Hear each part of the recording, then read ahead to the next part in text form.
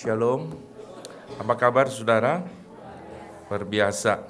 Baik saudara-saudara, hari ini kita akan bicara satu tema, yaitu kita siap untuk mengalami Tuhan. Saudara-saudara, mari kita bersama-sama kita buka Kejadian pasal 22, saudara. Satu bagian firman Tuhan yang tidak asing bagi kita, Kejadian pasal 22, saudara, kita akan perhatikan. Ayat pertama sampai dengan ayat yang ke-14. Demikian bunyi firman Tuhan, Kejadian pasal 22. Setelah semuanya itu Allah mencoba Abraham, ia berfirman kepadanya, Abraham, lalu sautnya, ya Tuhan, firman-Nya, ambillah anakmu yang tunggal itu yang engkau kasih, yakni Ishak, pergilah ke tanah Moria dan persembahkan dia di sana sebagai korban bakaran pada salah satu gunung yang akan ku katakan kepadamu. Keesokan harinya pagi-pagi bangun Abraham, ia memasang pelana keledainya dan memanggil dua orang bujangnya beserta Ishak anaknya, yang membelah juga kayu untuk korban bakaran itu. Lalu berangkatlah ia dan pergi ke tempat yang dikatakan Allah kepadanya. Ketika pada hari ketiga Abraham melayangkan pandangannya, kelihatanlah kepadanya tempat itu dari jauh. Kata Abraham kepada kedua bujangnya itu, tinggallah kamu di sini dengan keledai ini, aku beserta anak ini akan pergi ke sana, kami akan sembahyang, sesudah itu kami kembali kepadamu. Lalu Abraham mengambil kayu untuk korban bakaran itu dan memikulkannya ke atas bahu anak Ishak anaknya, sedang di tangannya dibawa api dan pisau. Demikianlah keduanya berjalan bersama-sama. Lalu berkata Ishak kepada Abraham, ayahnya, Bapa, saut Abraham, ya anakku, bertanyalah ia, di sini sudah ada api dan kayu, tetapi di manakah anak domba untuk korban bakaran itu? Saud Abraham, Allah yang akan menyediakan anak domba untuk korban bakaran baginya, anakku. Demikian keduanya berjalan bersama-sama. Sampailah mereka ke suatu tempat yang dikatakan Allah kepadanya. Lalu Abraham mendirikan mezbah di situ, disusunnya kayu, diikatnya Ishak anaknya itu, dan diletakkannya di mezbah itu di atas kayu api. Sudah itu Abraham mengulurkan tangannya lalu mengambil pisau untuk menyembelih anaknya. Tetapi berserulah malaikat Tuhan dari langit kepadanya, Abraham, Abraham, sautnya, ya Tuhan. Lalu ia berfirman, jangan bunuh anak itu dan jangan kau apakan dia, sebab telah ku ketahui sekarang bahwa engkau takut akan Allah dan engkau tidak segan-segan untuk menyerahkan anakmu yang tunggal kepadaku. Lalu Abraham menoleh dan melihat seekor domba jantan di belakangnya yang tanduknya tersangkut dalam belukar. Abraham mengambil domba itu lalu mengorbankannya sebagai korban bakaran pengganti anaknya. Dan Abraham menaik tempat itu Tuhan menyediakan, sebab itu sampai sekarang dikatakan orang di atas gunung Tuhan akan disediakan. Sampai demikian jauh pembacaan firman Tuhan. Saudara-saudaraku yang terkasih dalam Tuhan, akhir-akhir ini kalau kita membaca berita ya di Pemprov DKI atau di pemerintah kita Indonesia, saudara-saudara, ada dua masalah yang selalu diributkan. Yang pertama masalah tentang sumber waras, ya, yang sebenarnya saudara-saudara orang-orang yang kita tidak tahu seharusnya waras di dalam mengurus pemerintahan di negara kita Indonesia, itu dipermasalahkan masalah di sumber waras. Yang kedua itu masalah tentang reklamasi di pantai utara Jakarta. Nah, saudara-saudara, yang sangat menarik pada tanggal 8 April saudara-saudara tahun ini, Presiden Jokowi itu memanggil atau mungkin Ahok yang ingin bertemu juga berbincang mengenai masalah yang terjadi, yaitu masalah reklamasi di pantai utara Jakarta. Jadi saudara-saudara, saat itu Ahok itu ke Istana Negara bertemu dengan Jokowi. Nah, saudara-saudara, biasanya wartawan pasti mengikuti para pejabat negara begitu ya, di mana dia berada, setelah selesai lalu ditanya. Pada waktu Ahok keluar dari istana, lalu kemudian wartawan bertanya kepada Pak Ahok, Pak Ahok, pada waktu Pak Ahok bertemu dengan Pak Jokowi dan Pak Ahok menyampaikan masalah tentang reklamasi Jakarta dan permasalahan yang terjadi dalam pemerintahan DKI Jakarta, kira-kira apa respon dari Presiden Jokowi? Nah, saudara-saudara, bagi saya yang sangat menarik adalah tentu saya tidak mendengar langsung, tapi saya mengutip apa yang dikatakan Ahok pada waktu itu kepada wartawan. Dia bilang Presiden Jokowi berkata begini saudara, itu namanya ujian sebelum naik lagi katanya. Saudara, kalimat yang sangat menarik, itu namanya ujian sebelum naik lagi katanya. Pak Jokowi ngomong itu namanya ujian sebelum naik lagi. Sudah saya lagi berpikir begini, saudara-saudara, itu berarti saudara-saudara ujian itu berarti menentukan kenaikan gitu ya. Artinya saudara-saudara bahwa ketika kita ingin naik memang ada ujian. Ya. Saudara waktu masih kecil, saudara kita belajar yang paling kita tidak suka di sekolah itu adalah ujian. Ya. Saya yakin dan percaya mungkin sedikit sekali bahkan mungkin hampir tidak ada anak yang suka dengan ujian. Ya, biasanya kalau ujian, anaknya lagi ujian, yang paling stres itu mamanya, saudara. Ya, saya yakin itu yang terjadi. Ya, jadi mamanya yang sibuk dan biasanya juga, nah semu saya juga selalu begini, anak mau ujian 1, 2, 3 begitu ya. Kamu ajar matematika, kamu ajar IPA. Saudara-saudara yang terkasih dalam Tuhan, saya bilang udah biarin aja gitu ya. Dia belajar, nggak usah terlalu pusingin. Bahkan saya sambil bercanda, kalau dia disuruh belajar nggak mau, biar dia alami sendiri nggak naik kelas itu gimana. Saya ngomong begitu sama semua. Kok kamu biarin sih katanya. Jadi dia ngajar gitu ya. Saya bilang kamu ngajar, kadang saya juga bingung nanti anak-anak tambah stres. Saya bercanda dengan dia gitu ya. Karena dia paling stres kalau anak-anak ujian. Nah ibu-ibu biasanya begitu. Setelah dengar ibu-ibu pada ngomong satu dengan yang lain, juga iya loh anak saya ujian. Ya mesti pulang lebih cepat ya dan lain sebagainya. Nah saudara-saudaraku yang terkasih dalam Tuhan, di dalam hidup kita juga saya yakin, saudara-saudara kita mengalami banyak ujian-ujian kehidupan. Ya. Nah saudara-saudaraku yang terkasih dalam Tuhan, di negara kita Indonesia kemarin dalam perdebatan tentang ujian nasional, apakah perlu ada dan tidak, begitu ya. Kenapa harus ada ujian nasional dan lain sebagainya. Tapi yang sangat menarik adalah saudara Menteri Pendidikan yaitu Bapak Anies Baswedan berkata demikian, ujian nasional itu penting katanya. Kenapa? Karena ujian nasional adalah revolusi karakter. Saya kaget saudara-saudara ya waktu membacanya ya. Saudara, ujian nasional sebuah revolusi karakter. Dia bilang saudara-saudara bahwa ujian nasional bukan saja sebuah pembangunan karakter bangsa, tapi ada sebuah revolusi karakter. Saudara, saya lagi berpikir revolusi karakter. Betul juga saudara-saudara ya. Biasanya saudara-saudara kalau kita biasa ujian, saudara pasti kita ingin outputnya, hasilnya lulus begitu. Kita tidak pentingkan prosesnya, begitu kan? Kita tidak penting, yang penting ya udah nanti saya lulus. Jadi prosesnya bagaimana? Ya biasa anak-anak SD, ya udahlah kong kali kong, nyontek, ya kerjasama dan lain sebagainya. Yang penting itu lulus, ya kita pikirkan begitu. Tapi saudara-saudara waktu saya membaca, mungkin ini yang maksudkan dengan sebuah revolusi karakter. Artinya saudara-saudara proses itu sangat penting. Saudara-saudara sebagai seorang siswa, ya, sebagai seorang yang terpelajar, sebagai seorang calon ya pemimpin bangsa, saudara justru dimulai di saat waktu ujian. Dalam proses kita ikuti ujian sampai kepada hasilnya itu sangat penting sekali. Karena disitulah menentukan sebuah pembangunan dan revolusi karakter kita. Nah, saudara-saudaraku yang terkasih dalam Tuhan, mari kita bersama-sama kita perhatikan saudara-saudara dari pembacaan firman Tuhan dalam Kejadian pasal 22 ini. Saudara, ketika kita bicara tentang mengalami Tuhan, saudara di sini Tuhan memaparkan sebuah pengalaman yang luar biasa dari Abraham, saudara, dari firman Tuhan Kejadian 22 ini. Saudara, ayat pertama dikatakan begini, setelah semuanya itu Allah mencobai Abraham, saudara. Saudara, tentunya kalau kita baca di NIV dikatakan sometime later God tested Abraham, saudara, Abraham. Jadi maksudnya Allah menguji, saudara. Bukan Allah mencoba, tentu mencoba itu pasti tujuan mungkin untuk meruntuhkan, ya. Tapi kalau ujian itu pasti konstruksi untuk membangun, saudara, untuk naik level. Dan Allah itu dikatakan menguji Abraham setelah semuanya itu, saudara. Setelah semuanya itu, setelah apa, saudara? Permasalahan kita perlu pikirkan, setelah apa? Saudara-saudara, yaitu setelah kemudian Abraham berkata, yes Lord. Pada waktu Abraham berkata, ya Tuhan, dia dipanggil keluar pada waktu itu dari Haran. Dia keluar, saudara, pada waktu itu, lalu kemudian ke tempat yang Allah tunjukkan. Dia berjalan, dia mengikuti apa yang Allah katakan. Dia mengikuti apa yang Tuhan perintahkan, saudara. Abraham mengikuti apa yang Allah katakan. Setelah apa saudara? Setelah Abraham bergumul dan menantikan anaknya selama 25 tahun bersama dengan Tuhan.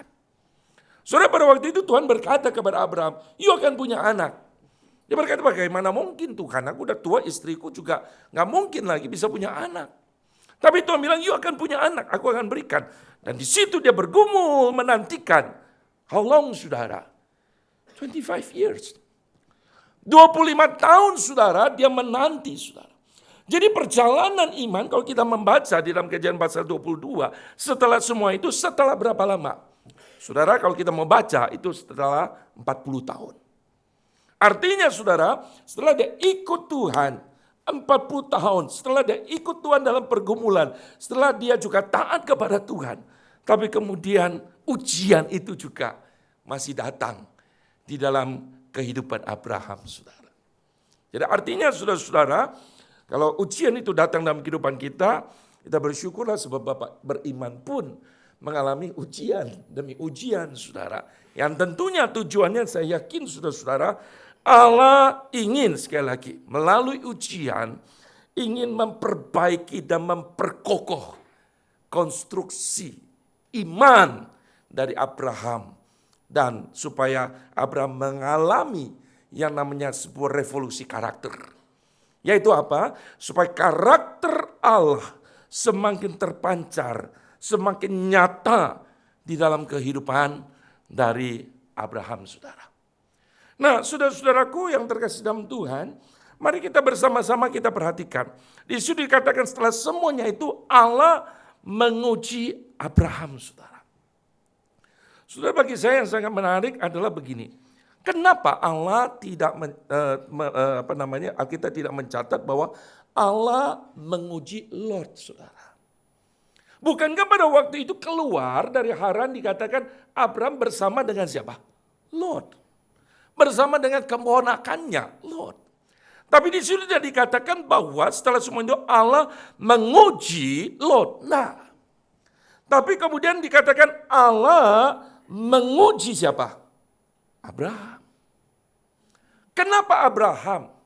Abraham umat pilihan Tuhan.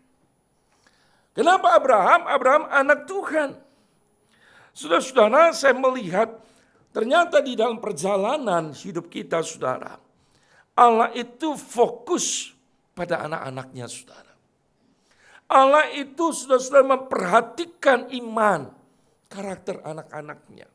Itu sebabnya Allah spend time-nya, meluangkan waktunya, perhatiannya saudara kepada anak-anaknya. Saudara, dia melatih, mendidik anaknya, menolong anaknya untuk kemudian bertumbuh, saudara. Ujian itu tidak pada Lot, tapi ujian itu pada siapa? Abraham. Jadi dengan kata lain saudara, kalau hari ini engkau mengalami masalah di dalam pergumulan saudara, bukan berarti Allah meninggalkanmu, enggak. Justru Allah memperhatikanmu ketika kita mengalami pergumulan. Ketika kita melalui ujian, di situ kita melihat sesungguhnya Allah masih nyata dan hadir di dalam kehidupan saudara dan saya. Saudara-saudara, kalau jalan itu saudara mulus, jalan itu nyaman, saudara-saudara, kadang saudara-saudara itu yang bahaya. Sebab apa? Ketika kita jalannya saudara enak terus, kadang mudah sekali kita apa saudara? Terlena dan kadang kita tertidur. Dan kadang kita mulai terpleset, saudara. Tapi terkadang ada berkelok-kelok, terkadang ada lubang, terkadang ada naik. Saudara-saudara, itu Tuhan izinkan saudara untuk membuat kita selalu aware dalam hidup ini. Dan Tuhan sangat care akan hal ini kepada anak-anaknya. Nah, saudara-saudaraku yang terkasih dalam Tuhan, mari kita bersama-sama perhatikan saudara. Selama 40 tahun saudara, Abraham berjalan bersama dengan Tuhan. Saudara, saya yakin bahwa Abraham itu kenal suara Tuhan. Sebab dia bergaul sangat akrab dengan Tuhan, saudara. Yang menjadi permasalahan yang membuat dia begitu bergumul, saudara, pada saat itu bukanlah masalah tentang suara siapa itu. Enggak. Sekarang kita bergumul kadang nih, suara siapa nih ya? Suara Tuhan tuh bukan. Dia jelas, dia tahu itu suara Tuhan. Dia tahu itu Tuhan yang bicara kepada dia. Tapi menjadi struggle bagi dia bukan suara siapa.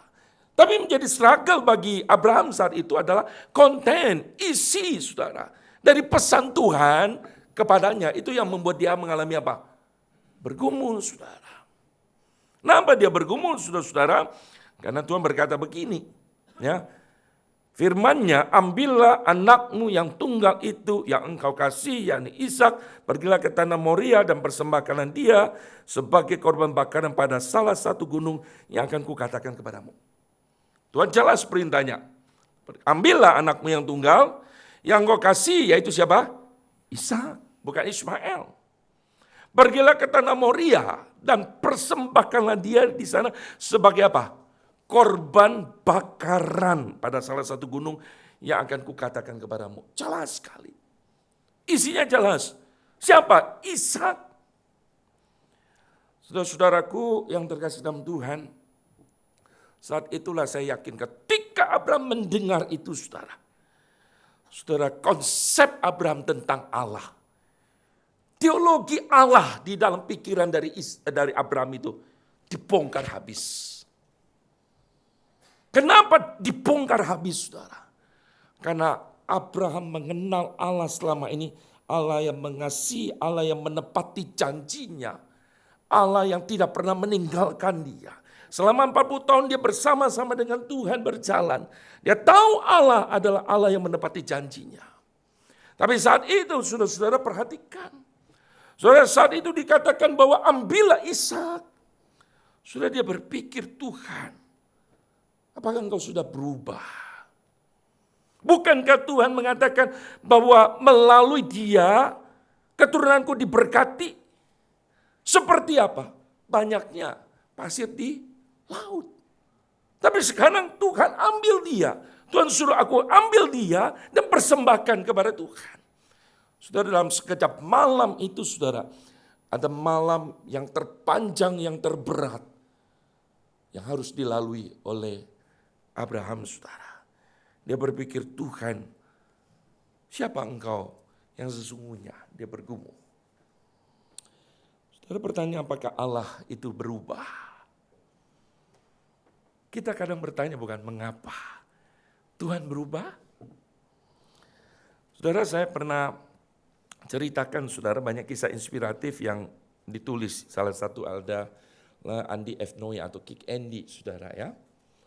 Saudara, saya tidak pernah tahu saudara-saudara, tapi sekali-sekali kalau kita pergi jalan ke Jalan Rasuna Said saudara, katanya ada satu tempat di mana situ gado-gado yang enak. Saya tidak tahu, saya belum pernah ya. Sekali-sekali saudara, tendanya warnanya hitam katanya. Ya. Saudara, Andi F. Noya bercerita bahwa dia sering tuh pergi ke perpustakaan Sumantri Brojonegoro. Ya, situ ada perpustakaan Sumantri Brojonegoro di Jalan Rasuna Said.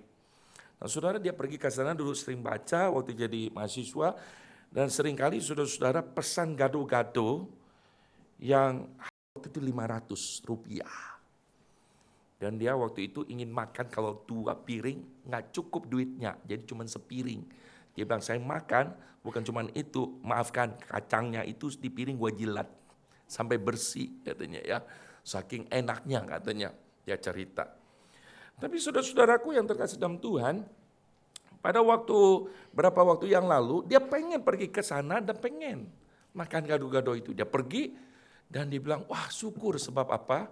Sebab gado-gado itu masih ada. Dan dilihat tendanya juga warnanya tetap sama, masih hitam. Lalu dia lihat tukang uleknya masih ibu-ibu yang dulu. Gitu ya. Dia pesen 1 piring, lalu dia makan. Baru 3 sendok dia taruh. Lalu dia bilang begini, nggak enak. Kok dia nggak enak? Dia galau saudara mungkin ya. Lalu kemudian dia pulang. Dia cerita sama istrinya. Dia bilang, aku lagi mengalami kegalauan nih. Kenapa? Aku pengen tadinya pikir bisa makan 2 piring. Tapi baru 3 sendok udah saya taruh. Nah saudara-saudara, lalu dia berkata, bingung ya. Ibu yang ulek sama. Ya, Ya ulekannya mungkin udah robah kali kan sudah sekian tahun ya, sudah habis kali ya, itu ganti yang baru mungkin. Lalu kemudian tendanya warnanya masih hitam, sama. Tapi dia bilang saya cuma makan 3 sendok, lalu kemudian saya tidak bisa makan lagi. Sudah dibilang, kenapa ya tukang gado-gado itu jualnya kurang enak lagi. Istrinya bilang sama Andi F. Noya, sesungguhnya bukan tukang gado-gado itu yang berubah. Kamu yang sudah berubah. Lidahmu yang sudah berubah. Dulu kamu rasa enak, kamu mahasiswa, dan kamu punya uang pas-pasan, dan kamu gak pernah makan yang lain. Istilah sekarang ya saudara, kalau kita sudah makan hisit, sudah makan gado-gado, lain saudara. Ya. Dulu gak pernah saudara, makan gado-gado enak sekali. Gitu kan? Belum pernah makan hoisem dulu, aduh. Saudara, gado-gado enak. Udah makan hoisem, gado-gado kok lain ya. Karena enak. Siapa berubah saudara-saudara? Lidah kita berubah bukan? Kita yang berubah. Tukang gado-gado gak pernah berubah. Sudah saya lagi berpikir begini. Sudah dalam pergumulan hidup kadang kita bertanya, Tuhan engkau berubah. Tapi apa betul Tuhan berubah? Enggak.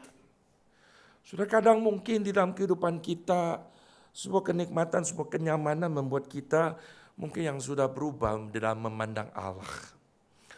Kebergantungan kita kepada Allah tidak seerat yang dulu lagi. Kemesraan kita dengan Tuhan tidak seperti yang dulu lagi. Sebab saudara-saudara kitanya yang sudah berubah. Sementara Allah dari dulu sekarang sampai selama-lamanya Allah yang tidak pernah berubah saudara. Allah yang tetap sama. Saudara ketika datang message ini kepada Abraham saudara. Saudara Abraham tidak ngerti.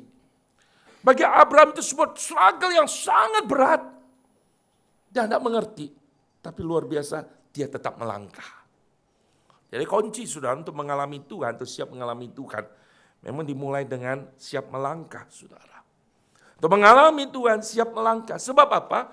Sebab Abraham percaya bahwa meskipun dia tidak mengerti. Pada waktu itu konsep berpikir dia, konsep iman dia dibongkar habis. Tapi satu hal dia punya satu iman yang percaya. Yaitu apa? Bahwa Allah selama 40 tahun tidak pernah melakukan yang tidak baik kok buat saya. Itu sebabnya saya percaya kalau 40 tahun Allah tidak pernah melakukan yang tidak baik untuk saya. Masa di depan saya masih meragukan Allah mungkin melakukan sesuatu yang tidak baik buat saya. Itu sebabnya dia berkata, tidak mungkin. Kalau Allah 40 tahun menyertai aku dan Allah tidak pernah melakukan yang tidak baik. Maka saya percaya di depan Allah yang sama juga pasti melakukan sesuatu yang terus baik dalam hidup saya. Tidak mungkin dia melakukan yang tidak baik. Meskipun secara nalar berpikir saya, iman saya yang terbatas ini, mungkin saya belum mengerti, memahaminya. Tapi satu hal, saya mesti totally assurance kepada Tuhan. Saudara-saudaraku yang terkasih dalam Tuhan, ketika kita bicara mengalami Tuhan, tantangan pertama yaitu kita perlu menaklukkan cara berpikir kita. Abraham harus menaklukkan cara berpikirnya. Dia harus menaklukkan pikirannya di bawah Tuhan. Dan itu tidak mudah. Sebab dia mungkin bertanya, Tuhan, kan kamu yang berjanji. Tuhan pada waktu di Haran saya udah gak pikirkan keturunan lagi. Aku pikir ya udah punya Lot. Ya Lot aja jadi anak angkat saya. Aku gak pernah berpikir lagi tentang anak. Dan Tuhan aku gak minta. Dan Tuhan yang ngomong loh. Kalau saudara baca dalam Kejadian pasal 11 akhir. Di situ Tuhan datang kepada Abraham dan Tuhan berkata, keluar. Aku akan memberkatimu dalam pasal 12. Aku akan memberkati keturunanmu banyak. Loh yang ngomong siapa? Tuhan.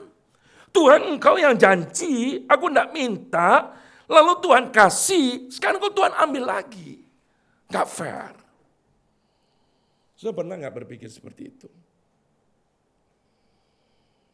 Saya pernah berpikir dan saya pernah dalam pergumulannya sudah ketika salah satu dari jemaat kita saudara susah hamil lalu kemudian Tuhan kasih anak.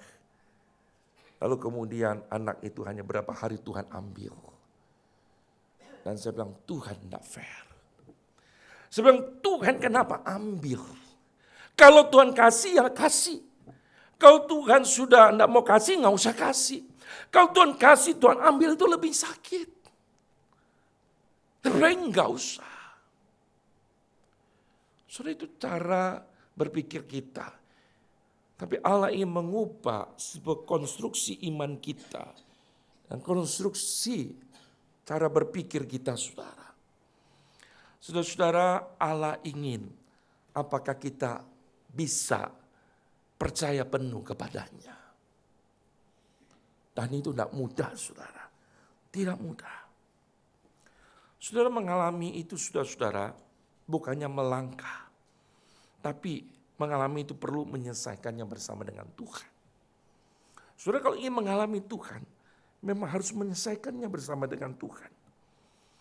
Saudara-saudaraku yang terkasih dalam Tuhan, mengapa Moria? Saudara-saudara menurut penafsiran Alkitab, saudara-saudara, berapa penafsir Moria ini kemungkinan itu Yerusalem. Katanya, saya tidak tahu ya. Saudara-saudara memang jarak kurang lebih ditempuh 3 hari. Saudara kalau kita baca di dalam 2 Tawarik pasal 3 ayat yang pertama dikatakan Salomo mulai mendirikan rumah Tuhan di Yerusalem, di Moria, di mana Tuhan menampakkan diri kepada Daud ayahnya. Di tempat yang ditetapkan Daud, yakni dikatakan di tempat penggirikan Ornan orang Yebus itu. Jadi saudara-saudara, bait Allah pada waktu itu memang didirikan di sana saudara. Rumah Tuhan di Yerusalem, di Gunung Moria. Itu sebabnya saudara ingat waktu percakapan Tuhan Yesus dengan wanita Samaria dikatakan, "You menyembah di gunung ini, Gerizim, aku menyembah di gunung ini," dan lain sebagainya. Mereka berdebat bicara memang Yerusalem tempatnya lebih tinggi dan berbukit di sana. Jadi kemungkinan saudara-saudara, ada penafsir mengatakan itu dan didukung oleh tradisi Yahudi yang mengatakan bahwa Moria itu mungkin di daerah Yerusalem.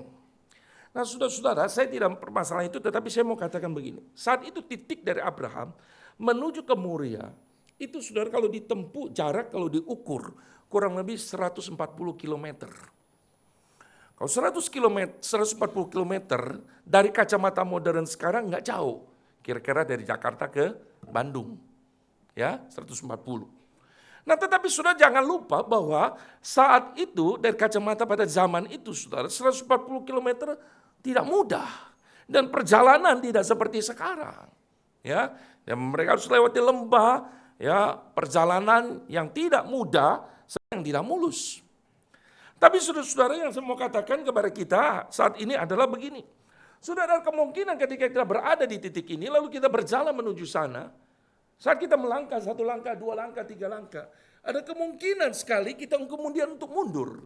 Ada kemungkinan sekali bagi kita untuk berhenti, untuk tidak mencapai ke tempat yang dituju, saudara. Karena di dalam perjalanan itu, saudara, tidak mudah. Dan ini sebuah perjalanan yang terberat, sebuah perjalanan yang terpanjang, yang harus dilalui oleh siapa? Abraham. Saudara-saudaraku yang terkasih dalam Tuhan, saya percaya setiap langkah yang dijalani, Abraham mungkin akan berpikir begini, Tuhan udah gak tahan banget. Sebab apa saudara? Dia berjalan bersama dengan anaknya, dan tentunya ketika kita komunikasi dengan anak itu harusnya nyaman, ya kan? Anak bicara dengan kita. Tapi semakin hari semakin dekat ke Moria, semakin saudara sebuah struggle yang luar biasa. Sebab apa? Ishak nggak tahu, Abraham tahu. Dia akan apa? Persembahkan Ishak kepada Tuhan. Dan itu pergumulan yang tidak mudah. Dan saya yakin bisa terjadi Abraham pada saat itu berpikir, udah stop Tuhan, aku nggak sanggup lagi untuk meneruskannya. Tuhan aku nggak kuat. Harus beginikah? Gak kuat. Tapi saudara-saudaraku yang terkasih dalam Tuhan, perhatikan baik-baik. Abraham melangkah dan dia bisa terus melangkah karena ada anugerah Allah, saudara. Saudara, dalam hidup ini bukankah kita seringkali juga merasa kita gak kuat kok. Kita gak sanggup. Saudara, apa bisa dengan kekuatan kita menjalani? Enggak. Tapi ada anugerah Allah yang kemudian membuat kita, Tuhan aku gak sanggup. Tapi kok aku masih terus melangkah? Karena ada tangan Tuhan yang mesti menopang kita terus berjalan menuju ke sebuah Yerusalem yang baru. Yang Tuhan sediakan bagi kita. Saudara-saudara, tentu respon iman dari Abraham itu juga dibutuhkan. Saudara, konstruksi iman dibongkar, diperkuat saudara dengan masalah-masalah yang dihadapinya. Tapi Tuhan hadir dan Tuhan tidak pernah tinggalkan dia. Saudara-saudaraku yang terkasih dalam Tuhan, tadi pagi saya katakan begini, ketika dalam perjalanan mengiringi Tuhan, mengalami Tuhan, ada banyak tanda petik, instruksi-instruksi yang akan mengganggu iman kita di dalam mengalami Tuhan. Saudara, kalau pribadi Abraham bisa menaklukkan pola berpikirnya, kemauannya. Tapi ada instruksi yang lain itu apa? Saudara, tadi pagi saya katakan begini, kalau kita jadi seorang papa, kita nggak punya uang. Lalu kemudian kita berkata, udah saya nggak makan hari ini. Hari kedua, nggak punya uang, nggak makan. Kita tahan lapar. 1 minggu kita masih tahan. Mungkin 2 minggu kita masih bisa tahan. Kita berkata, aku tidak mungkin lakukan sesuatu mencuri yang tidak baik supaya dapat makan. Enggak, saya masih bisa tahan. Itu tidak makan. Tapi ketika engkau bersama dengan anakmu, hari pertama, hari kedua, hari 3, dan hari ketiga anakmu berkata, Papa, aku lapar.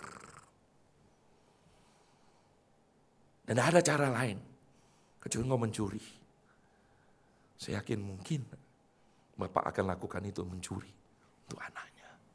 Karena dia tidak pernah tahan gempuran anaknya yang berkata, Papa, aku lapar. Saudara bisa bayangkan tak?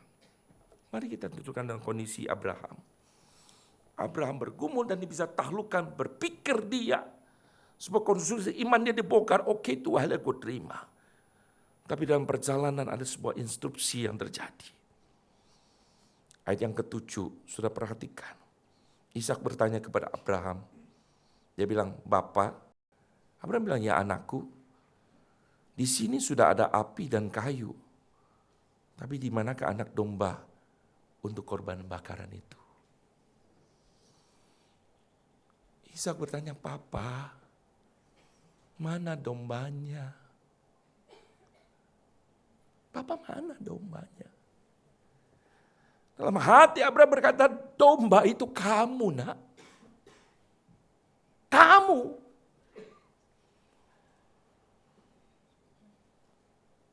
Abraham bisa berkata, stop Tuhan. Enough. Udah. Tapi sudah perhatikan. Respon dari iman Abraham itu. Dia bilang apa? Yehovah Jireh.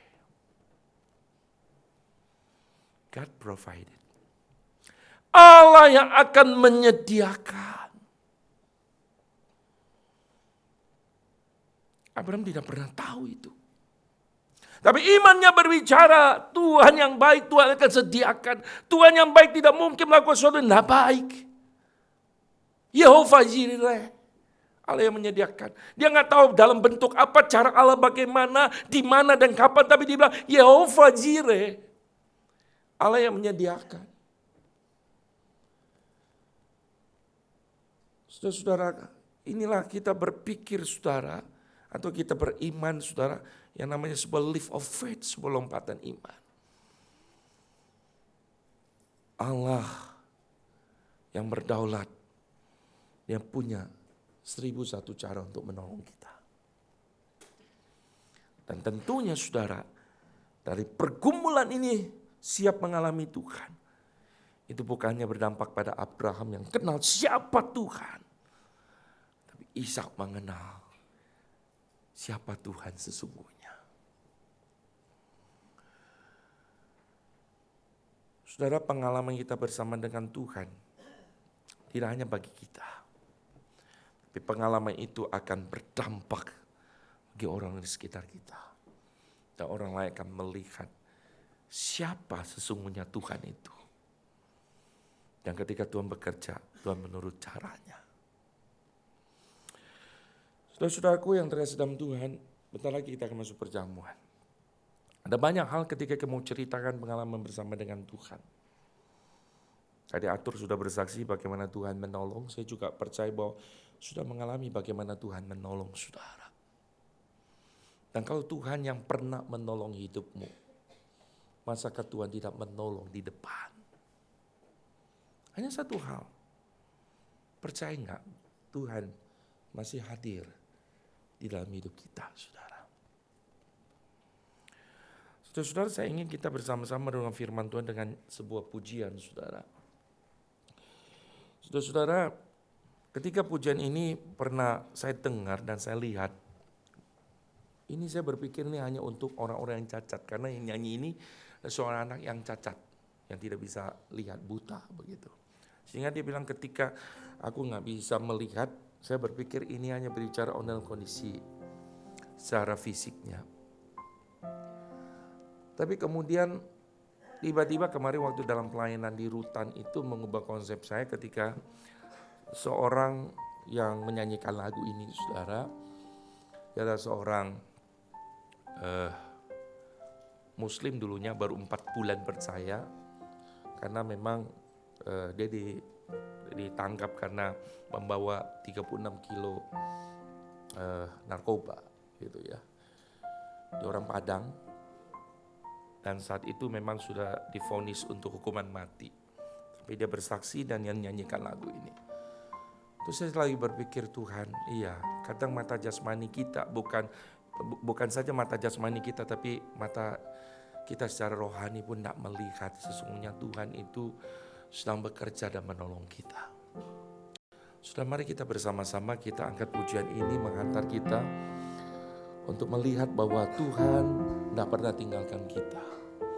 Dalam segala situasi kondisi apapun, kau sadar bahwa enggak semua dapat kau miliki, tapi yang bisa engkau miliki adalah Tuhan satu-satunya yang tidak pernah membuang kita, dan Dia setia adanya. Ku sadar Tuhan bahwa Tuhan tidak pernah tinggalkan. Ku sadar tak semua dapat aku miliki di dalam hidupku. Hatiku percaya rancangan-Mu bagiku adalah yang terbaik. Walau ku tak dapat melihat semua rencana-Mu, Tuhan, namun hatiku tetap memandang padamu. Kau tuntun langkahku. Walau ku tak dapat berharap atas kenyataan hidupku, namun hatiku tetap memandang padamu. Kau ada untukku. Mari kita nyanyikan lagu ini dengan sebuah pengharapan. Sadar tak semua dapat aku miliki di dalam hidupku. Hatiku percaya rancangan-Mu bagiku adalah yang terbaik. Walau ku tak dapat melihat semua rencana-Mu, Tuhan, namun hatiku tetap memandang padamu. Kau tuntun langkah. Kita bangkit berdiri yuk, kita bilang, walau ku tak dapat berharap, walau ku tak dapat berharap atas kenyataan hidupku, namun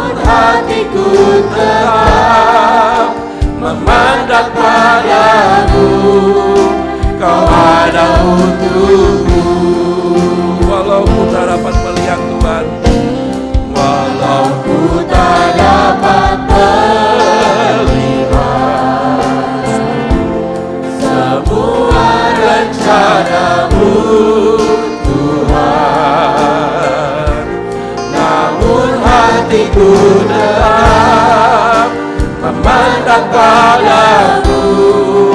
Kau tuntun langkahku, walau ku tak dapat berharap, walau ku tak dapat berharap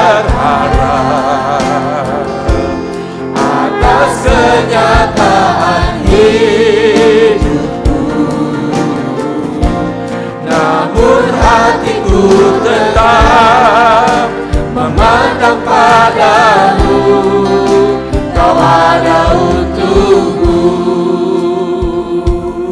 Namun ku berharap padamu. Memandang padamu. Kau ada untukku. Kau ada untukku Tuhan. Kau ada untukku.